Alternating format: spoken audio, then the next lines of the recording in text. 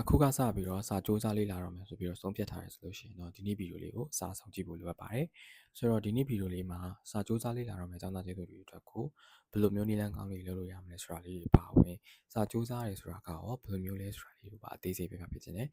ပထမအဆုံးကစာစူးစမ်းတော့မယ်ဆိုလို့ရှိရင်အရင်ဆုံးသိရမှာကတော့ကိုဘယ်လိုပုံစံမျိုးနဲ့စူးစမ်းမှာလဲပေါ့ကိုယ့်ရဲ့လိုချင်တဲ့ outcome ပေါ့နော်ရလဒ်ကဘယ်လိုမျိုးလဲပေါ့နော်ပုံမှန်ကျောင်းသားတစ်ယောက်နဲ့ဒီလိုမျိုးဂုဏ်ထူးအမှတ်တွေအများကြီးနဲ့အောင်ကျင်းတဲ့ကျောင်းသားတူနဲ့ကစူးစမ်းလေ့လာပုံချင်းဟာမတူနိုင်ပါဘူးဒါကြောင့်မလို့ကိုယ့်ရဲ့လိုချင်တဲ့ outcome ရလဒ်ပုံမူတည်ပြီးတော့စူးစမ်းအထောက်မှုရလဒ်ဒီမတူပါဘူးဒါကြောင့်မို့လို့ကိုယ့်ရဲ့ရလဒ်ပုံမူတည်ပြီးတော့စူးစမ်းမှုအရင်ဆုံးကိုကအရင်ဆုံးသိရအောင်ပဲပေါ့နော်အဲ့လိုသိသွားပြီးရလဒ်တစ်ခုကလိုချင်တဲ့ပုံစံလည်းသိသွားပြီးဆိုရင်တော့ကိုယ့်ဘက်ကစူးစမ်းအထောက်မှုစပြီးတော့လုပ်ရပါမယ်ဆိုတော့အဲ့လိုလုပ်တဲ့အခါမှာလည်းပုံမှန်တိုင်းပေါ့နော်သူများတွေကဒီလိုမျိုးလုပ်ဖို့ရရှိဖို့အတွက်ကိုတရက်ကို6နာရီလုပ်တယ်10နာရီလုပ်တယ်စသဖြင့်ကိုကလည်းဒီလိုလိုက်လုပ်ရမှာလားပေါ့အမြဲတမ်းစာနဲ့ပဲထိတွေ့နေရမှာလားပေါ့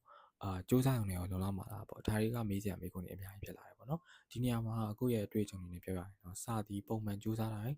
ထိရောက်ချင်မှထိရောက်ပါလိမ့်မယ်ပုံမှန်တိုင်းစူးစမ်းပြီးတော့မှရလက်ကောင်းတွေမရနေတဲ့အကြောင်းတွေလည်းအများကြီးရှိနေပါတယ်ဒါကြောင့်မို့လို့အကြံပေးချင်တာကတော့စာကိုပုံမှန်စူးစမ်းတာလည်းစာလို့ရှိရင်တေချာပေါ့နော်လွယ်လွယ်ကူကူနဲ့ကိုယ့်အတွက်ပေါ့ထိထိရောက်နဲ့လုပ်လို့ရမယ်နည်းလမ်းကောင်းတွေကိုစူးစမ်းပြီးတော့မှလေ့လာပြီးတော့မှလုပ်စီစီနေပေါ့နော်ပုံမှန်တိုင်း traditional method တွေသုံးပြီးတော့မှပုံမှန်စာကိုကြက်မယ်မှတ်မယ်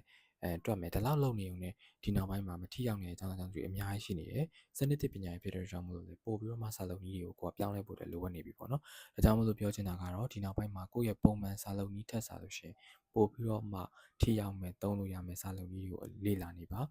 ဥပမာဆိုလို့ရှိရင်လည်းပုံမှန်တိုင်းဒီလိုမျိုးကြက်တာတဲ့ passive learning လောက်တာတဲ့ဆိုလို့ရှိရင်ဖတ်တာတဲ့ဆိုလို့ရှိရင်ပေါ့နော် active record အနေနဲ့ပြန်ပြီးတော့မိကုန်းတွေပြန်ပြီးတော့ဖြည့်ကြည့်မယ် test တွေလုပ်ကြည့်မယ်ဒါတွေပေါ့ဒီလိုမျိုးစာလုံးနည်းလမ်းကောင်းအသစ်တွေကလေ့လာပြီးတော့မှကိုယ့်ရဲ့ဒီရလဒ်တစ်ခုကိုပို့ပြီးတော့မှရရှိလာအောင်လုပ်အောင်ပါပေါ့နော်ဒါကြောင့်မလို့ဒီနေ့ပြောချင်တဲ့အဓိက message ကတော့စာစူးစမ်းမယ်လို့ဆုံးဖြတ်ထားရင်စာကိုဘယ်လိုစူးစမ်းမလဲအရင်သိအောင်လုပ်စူးစမ်းအောင်လည်းမလုံလောက်ပဲနဲ့ဘယ်လိုမျိုး smart ဖြစ်နေလေ့လာမယ်ဆိုတဲ့အချက်လေးတွေကိုပါသိအောင်တစ်ခါလေးလုပ်ပါလို့ကိုအနေနဲ့ပြောချင်ပါတယ်အားလုံးပဲနားလည်ကြမယ်လို့ထင်ပါတယ်